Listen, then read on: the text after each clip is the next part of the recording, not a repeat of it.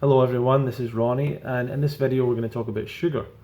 There was a post that Durian Rider put up on Instagram recently, and it was he was showing an image from the Mastering Diabetes book from Robbie Barbaro and Cyrus Kambata. And I mean, they're all pretty much on the same page diet wise, but Durian Rider, but in the book they kind of put refined sugar as being just as bad as oil in terms of insulin resistance, and he was kind of calling them out for that and saying, well, that's not the case, you know. And I don't think that is the case. Sugar has a very negative public awareness or whatever. Like, the public sees it as quite, they consume it in a massive amount, but they see it as kind of a negative thing, like it's almost like it's toxic or poisonous. I also had that mindset at one point with sugar. I thought it was the bad thing in my diet. I thought it was the worst thing, and I cut it out like 15 years ago. I mean, I've had refined sugar since then, but I cut it out as a habit 15 years ago and stopped doing it on a daily basis, weekly basis, monthly basis. Would maybe have something once a year or once every 6 months accidentally or whatever.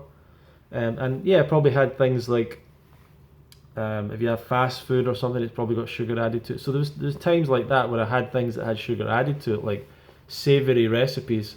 But I didn't go for the snacks, the biscuits, the cakes, the sweets, the fizzy drinks. I cut out all of that. And that was a really, really good shift. You know, I felt better after doing that, for sure. The interesting thing would have been if at that point I'd, instead of giving up sugar, if I'd cut out animal products, would I also have felt even better? I don't know. I can't do that experiment. But this video is from the context for myself as someone who was a complete anti-sugar person for a long time. Listened to that Robert Lustig thing, the Sugar Blues, and that, or whatever, maybe that wasn't him, but his speech about sugar. And I was quite an advocate for trying to get people to quit sugar. You know, I just thought it was the bad thing. And I thought everything else, basically, you know, I kind of bought into the idea that all the issues, heart disease and all this stuff was nothing to do with the fat, but was actually the sugar. That was my mindset. And I was very strict on giving up sugar and very against it. And then when I eventually came into this lifestyle, and by the way, I never gave up eating fruit, but came into this lifestyle and sort of found that, started to learn more and more about this and started to realize actually the problem with people's diets is the fat. It's the saturated fat, the animal protein. That's the real problem in people's diets. And when you have a high fat diet and at the same time a high sugar diet, you're setting yourself up for blood sugar issues, for diabetes, and just for mood swings and, you know, just up and down blood sugar. And I think that's really what I was experiencing back in the day, was just binging on sugar, but also a high fat diet. So the combination was really the problem. I don't really advocate you to add sugar into your diet. I don't think it's necessary. I don't think it's an additional need that I would personally see any reason for. But I also don't see it as the big cause of disease and death and disability and harm and mental illness and all that stuff. I don't really see that anymore. I do think it's kind of addictive for people, so I don't think that's great. And obviously it's added to a lot of stuff, and it makes people eat all sorts of things that they wouldn't normally eat in the quantities they wouldn't normally eat. So that's a problem with sugar, is that it is part of so many things. It's also obviously high calorie, refined high calories, and is a part of the picture of obesity. But in reality, people store fat, they don't store sugar.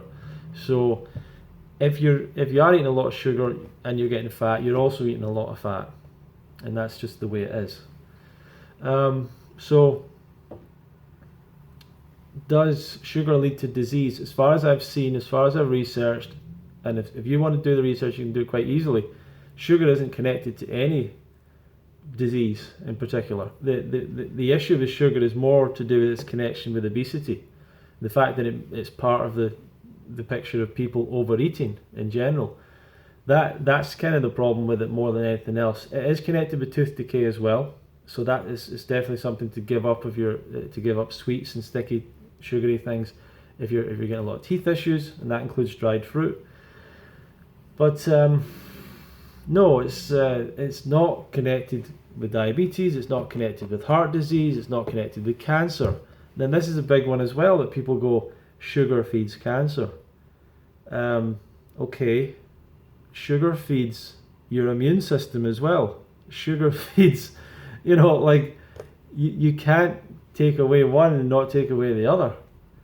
So yeah, is sugar, yeah, feeds all your cells. It fuels your brain, and whatever you're going to eat, unless you're going to go into ketosis, something that you're eating is getting turned into sugar.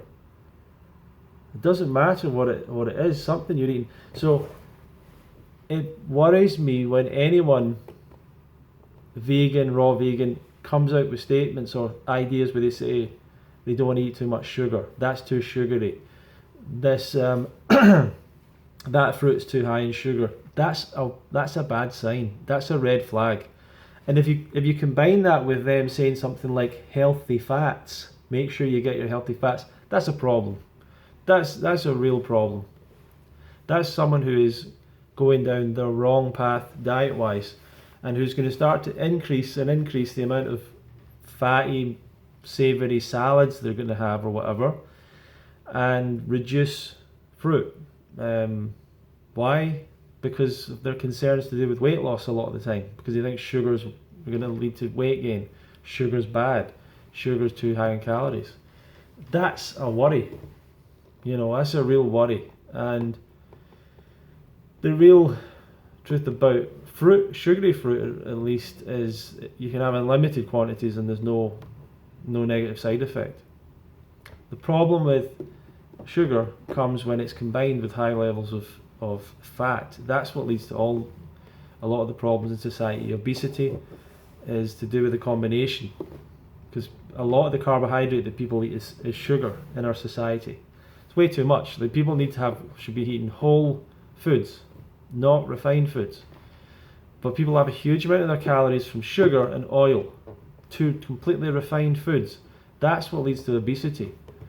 I don't think people would really get that obese on a whole foods, even carnivore, omnivore diet. If someone was on a whole foods omnivore diet, I think they would get overweight in their lifetime, because you're just likely to overeat with fatty foods and animal products, but not to the extent that a lot of people get in society. Obesity is from these hugely refined foods that people can eat massive quantities of, because they're very, very dense and packed in calories. But sugar is not the thing to focus on, and sugary fruit is not the thing to reduce, and sugar is not the demon. The real issue with our health crisis in the world, and people dying and becoming disabled and all this stuff because of their diet, the problem is animal products. The problem is saturated fat, specifically animal protein. And no, fish isn't healthy. Like, no fish, no oil. You can't have a little bit of white meat now and again. No, you can't. You just can't. And why would you, when you've got the choice, the option to eat foods that build your health rather than those that wreck your health? So yeah, sugar, honestly, if you were to keep it in your diet, if you're a cooked vegan and you added sugar to your oatmeal, it's probably not much of an issue. If you're adding sugar to a smoothie, it's not something I really recommend, but I don't think it's going to be a big, it's definitely not causing insulin resistance. It's not causing heart disease. It's not any of these things. But it's not great. It's definitely not ideal. So thanks for watching the video. You can subscribe to the channel if you want to learn more about the raw vegan diet and follow my journey on the raw vegan diet. And yeah, thank you very much for following. I'll see you in the next video.